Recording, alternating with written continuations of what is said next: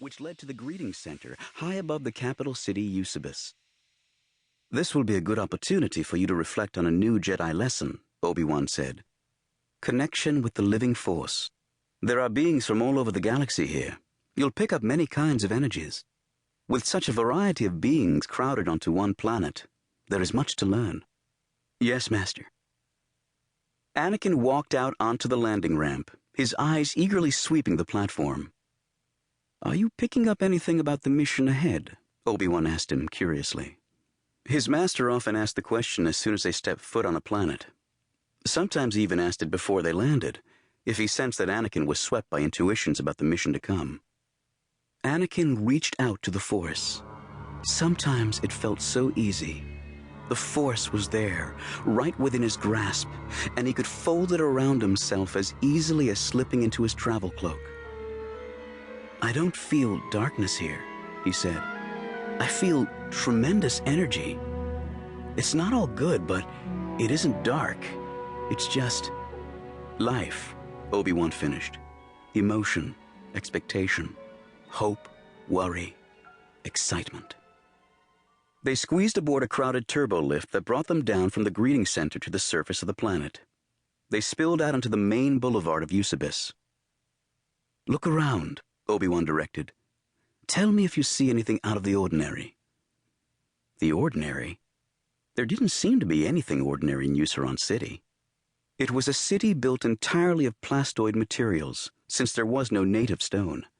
The buildings were brightly colored and no higher than 20 stories. Eucerons were a humanoid species with large domed heads and delicate limbs. They dressed in neutral colors, as if to offset their colorful structures. "There are security officers everywhere," Anakin said. "They're not in uniform, but they are patrolling." "Yes. Nicely observed, Padawan," Obi-Wan said. "Euceron has the largest security force in the galaxy for its size. The ruling power needs the security officers to keep the population under control. It is government by repression and intimidation. The ruling power is made up of 10 rulers who make all laws and decisions. The city looks peaceful and prosperous, but the ruling power has been working for years to make it look that way." "So why should the Jedi help them?" Anakin wondered. "The ruling power is not the kind of government the Senate would normally support," Obi-Wan agreed. "But the safety of many beings depends on the games proceeding well, and that is important for the continued peace of the galaxy itself. So don't forget that this mission is a serious one. There are always beings in the galaxy who use these large gatherings for their own ends. Sabotage is always a possibility, so the Jedi are needed." "Are we supposed to meet with the other Jedi teams?" Anakin asked. He hoped to see True Veld, a fellow Padawan, and one of his few friends at the temple. "Yes, we'll need to coordinate our patrols," Obi-Wan said. Obi-Wan did not break his stride, but suddenly his concentration shifted.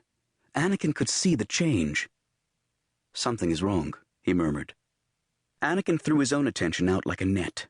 He was aware of a change in the sound of the crowd. "A disturbance," he said.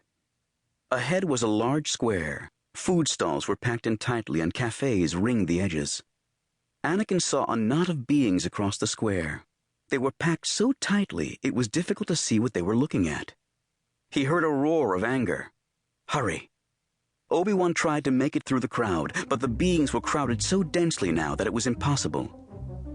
"Get out of my way or I'll kill you!" Someone shouted the words in Basic. Now Anakin could see a Flog, a giant being with a vibrosword standing over a small Orderlan, a blue-furred creature armed with only a cup of juice. "Go ahead, you tub of bantha fat," the Orderlan sneered.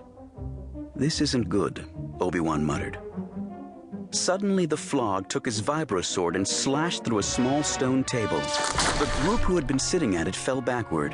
One of them sprang up and withdrew a blaster. The giant Flog grabbed both huge slabs of stone and lifted them over his head. "I'll kill you all!" Frustrated, Obi-Wan tried to get through the crowd. The beings had formed a solid wall of flesh and muscle. Anakin saw a sudden flash of blue. A lightsaber danced in the